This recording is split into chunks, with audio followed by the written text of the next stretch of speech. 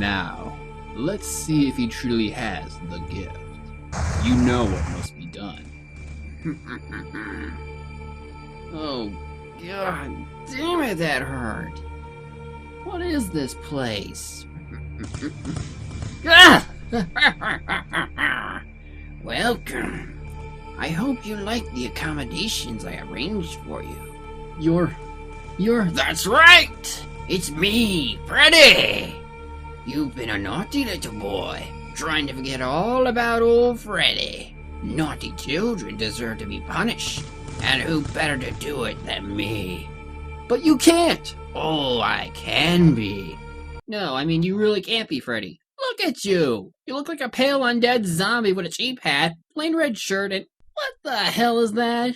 That's one cheap excuse for a bladed glove. You have to be an imposter. Ah! God damn, that hurt! Believe me, I'm as real as it gets, no matter the form. Now, unless you want me to aim for your vitals next time, you best do as I say, or else. Or else what? You gonna kill me? I'll only come back to life shortly. True, but because your mind is connected directly into this game, anything that happens to your character while it's asleep will still happen to you in real life. More precisely, you will still die when it dies. That's not good. Maybe that will teach her from buying crap from the CC Corporation. Look, Freddy, I don't know what I did to deserve this, but I won't just sit by and let you... Oh, I believe you can! You see, you have no idea how dreams work unless you experienced it firsthand. Now, as for what you did, I believe you had a review of one of my movies to do, and the deadline is today. But I've only been asleep for a whole week and a half! Well, I'm sure they won't mind if I... No! You won't do it tonight, for it's the only time children can truly appreciate my brand of terror. Now, you either get onto it by the time the clock strikes midnight, or you'll end up like a vegetable. You have 8 hours. Don't let me down.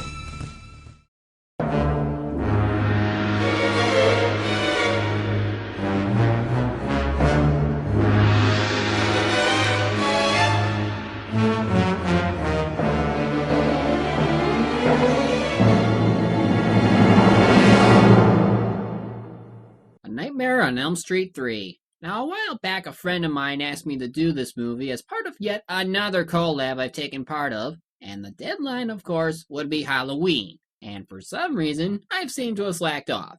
I think. I can't remember what happened, but anyway, if I don't do this thing soon, I'm gonna end up dead. So, let's not waste any time. Now, the Nightmare on Elm Street series, created by Wes Craven, centers around a psychotic child murderer named Freddy Krueger, who has the unique ability to kill people from within their dreams. On top of that, he's also witty and wicked, and unlike most slashers who remain silent, he just loves to talk before killing his victims. It's this sort of thing that gets him sequel after sequel, spawning good movies as well as bad ones. Is this one of those good ones? Well, let's see. The movie starts off with our main character, Kristen Parker, played by Patricia Arquette. She's your average high school student who just loves to stay up late at night to make popsicle houses, while drinking Coke and powdered coffee. Strange combination. This type of late-night hobby, however, upsets her mother quite a lot. What are you still doing up? It's past 1. Just thought I'd wait for you. Well, I'm home. Mom, I'm still having those awful dreams. Are they the same ones from your high school prom?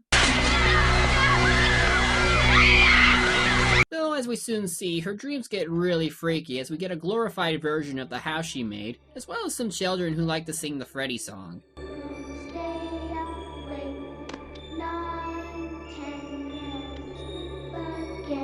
Hi, what's your name? Kirsten, what's yours? God only knows if she's Christabella. After going inside the house, the little girl semi-reveals that this is Freddy's house, and they're in one of his favorite places, the boiler room. Freddy's home. So Kristen tries to take the little girl away from this scary rundown place, but it seems as if she was already dead. She wakes up from that awful dream, and when she goes to the bathroom, she finds... Uh-oh! Here's Freddy! Boy, who would have thought the idea for Inception would exist in the form of a horror film? Kristen! Guess I should have hit the knives better. We're then introduced to the side character, Dr. Gordon, who was just about to meet Nancy Thompson from the first movie, now working at the hospital. But that will have to wait, as there's trouble afoot. I'm Dr. Gordon. I'm not gonna hurt you, I want to help you. We only want to poke you with needles and examine your brain. But thankfully Nancy is here, who solves everything by hugging. Yeah, because hugs solve everything. Don't even think about it. And if that's not strange enough, we even get a mysterious teleporting nun, who now you see, and now you don't. It's like Hollywood horror magic. That night, Gordon tries to learn more about the medicine that Nancy is taking through pseudo-Wikipedia. I don't remember, but isn't Hypnosil something that gets used throughout the series? Check the wiki! Okay, here it is, Hypnosil. So it's only used in this movie. You'd think with a medicine like that they would use it in every movie. Or is that too convenient? We then cut back to Kristen, who falls asleep and ends up back at Freddy's house. After being toyed around a bit, she starts to get eaten by a Freddy snake? It could be worse. She might as well be eaten by a one-eyed snake. Oh, come on, laugh with me. Oh, screw it.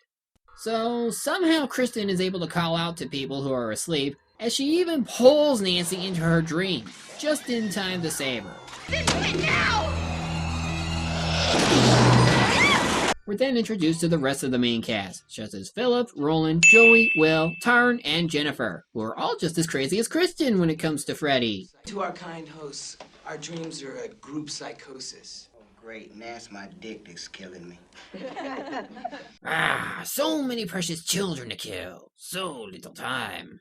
So after a scene where Nancy talks to Gordon about Hypnosil, we see Freddy begin his body count by killing Philip, after treating him like a puppet.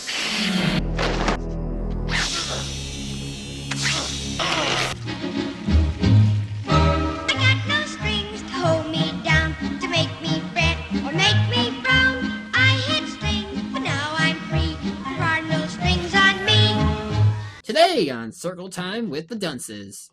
He wasn't strong enough, so he got wasted, that's all. What does he want?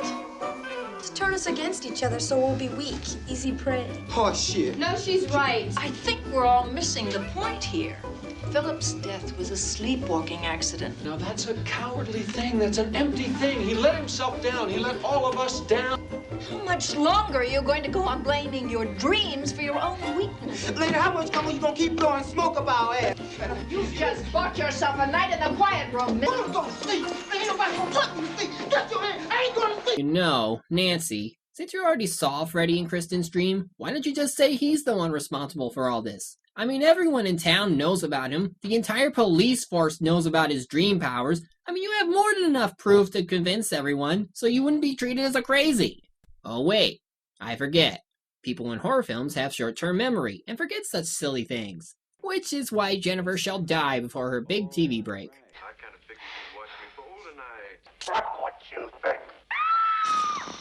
We create the world of the dream. It's only when we wake up that we realize something was actually strange. Fuck the prime time, bitch! Gordon soon meets up with the teleporting nun, who as soon as Nancy shows up, she disappears again. The following day, he finally caves into Nancy's theories and lets her take over Circle Time. I know who's trying to kill you. His name is Freddy Krueger. He was a child murderer before he died. Why is he after us? You are the last of the Elm Street children. So what does that make you? The ex-child of Elm Street? I mean, either that Hypnocell really works, or Freddy forgot you after all these years since... Have we even seen these kids take the Hypnocell? Or is this just a pointless plot device meant to explain why you're still alive up to this point? If he's after them for being Elm Street kids, you should have still been a target, medicine or not. In any case, she says that they should learn how to defend themselves within a dream, so Gordon suggests a group hypnosis to see if they can unlock their supposed dream power. It doesn't seem to work at first, but after touching some balls, they realize they are dreaming. Now it's time for the party member roll call. In my dreams, I can walk. In my dreams, I am the wizard master. In some dreams, I'm the strongest mage in all of fairy tale. The others don't really get any cool powers. Kristen is more athletic, Roland has super strength, and Taryn is now a street hooker with extreme hair. Joey is about to have sex with Nurse Joy here when suddenly... Freddy's home! He traps everyone in the boiler room, but thankfully Dr. Sims shows up to save everyone. But sadly, Joey is now in a coma. I understand you prescribed a highly experimental drug. Dr. Carver, he's not in a coma because Young lady, your opinion is of no interest to me. And you wonder how the kids die so quickly. I like to see you do a better job of caring for them. The two get laid off, which means more deaths to follow, no doubt. So later, Gordon runs into teleporting nun lady as he enters an abandoned wing of the hospital. What was this place? Purgatory. Fashioned by the hands of men. The young girl on the staff was accidentally locked in here over the holidays. She was raped hundreds of times. Well, that explains why Freddy is so twisted and evil then. Yes, the woman she was referring to was Freddy's mother, Amanda Kruger. And now the only way to stop Freddy is to bury his remains. Oh, like in the video game. Wait a minute. Nancy goes to find her father, Lieutenant Donald, but of course he's drunk as hell and doesn't want to get involved. Kruger's back. Fred Krueger is dead. You always had a little trouble trying to understand that, sweetheart. Well, he's useless. Why not just ask anyone else from the police force? Or are people related to previous main characters immune to short-term memory loss? You do realize this is a horror film, right? It'd be too easy if everyone from the last film were to suddenly show up to stop me.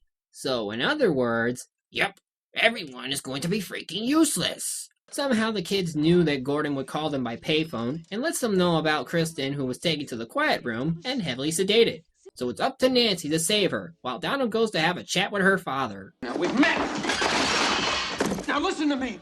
I don't know if you care whether Nancy lives or dies, but I do! You and I are going on a little scavenger hunt. But before they can go on that skeleton hunt, Gordon stocks up on holy water, because when there are bones, there are sure to be living skeletons. Oh, and don't forget the cross! Very important. Meanwhile, Nancy visits the Circle group. Nice to see they haven't fixed that wall, as they try to hypnotize themselves into the dream world in order to save Kristen and Joey from the wrath of Freddy. Picture yourself there with Kristen. 3,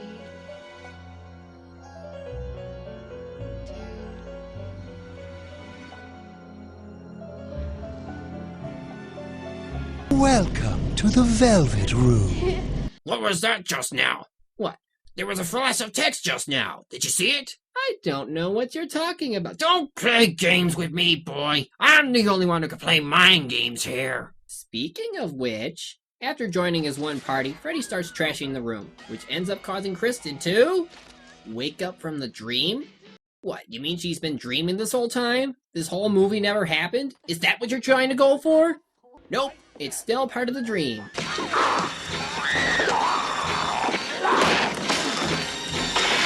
We find Taryn finding herself in an alleyway, which means it's time to break out the butter knives of doom.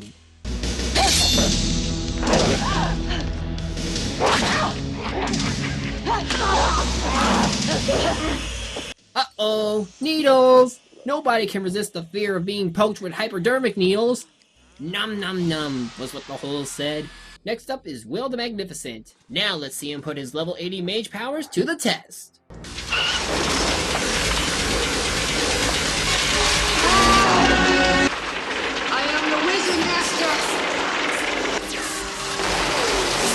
In the name of Lorik, Prince of Elves, demon be gone!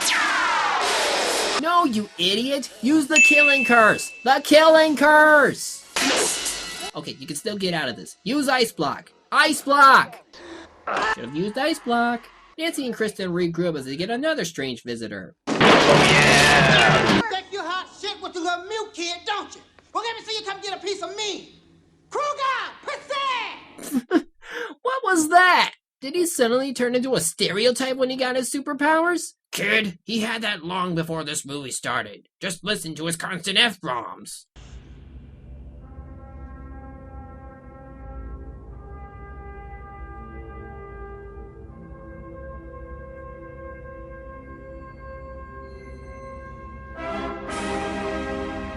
My God, it's full of steel!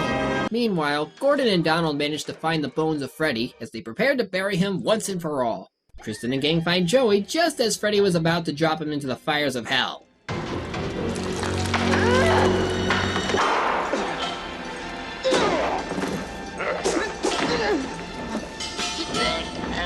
So it's revealed that Freddy actually grows stronger the more he absorbs the souls of children. Guess he's like a pseudo Frostmourne. However, he teleports away as he senses his bones being disturbed.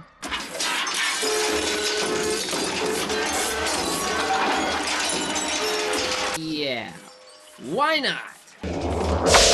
Look out! It's a badly animated skeleton! Well, they suck for not being able to hit a skeleton correctly. Anyway, Kristen and gang play the dream world equivalent to Haunted House when Freddy returns home.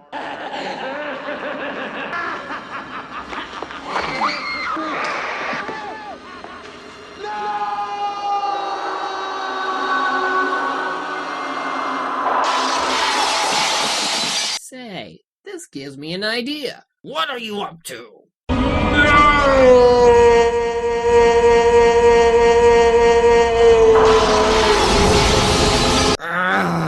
God damn it! You and your memes!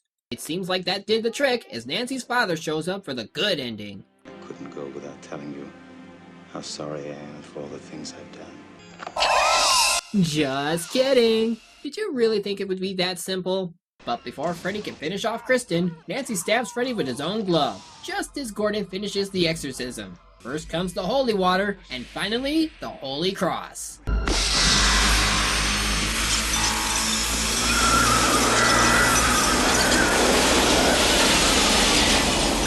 Sadly, Nancy dies, which means no bed sex for Gordon. He later learns that the teleporting nun was actually Freddy's mother this whole time. And then it all ends with Gordon sleeping, but not before getting a disturbing light from his model house.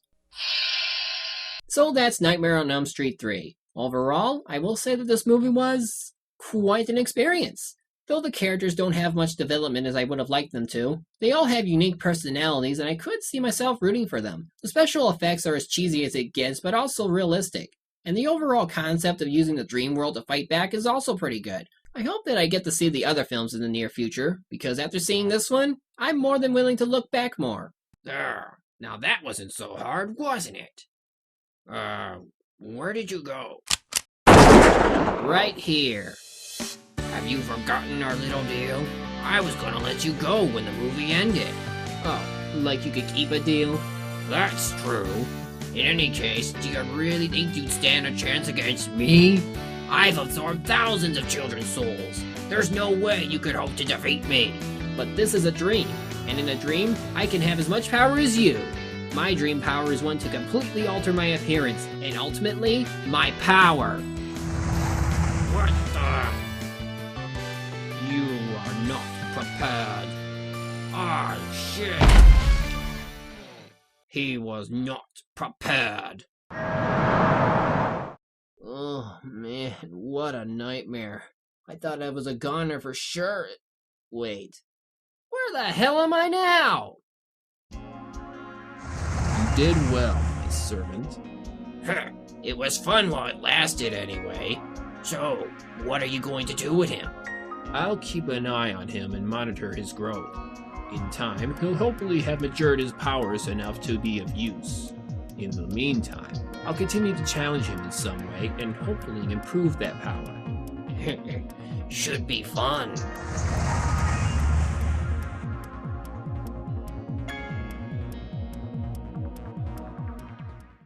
Sorry, kid. I don't believe in fairy tales. He doesn't believe in fairy tales.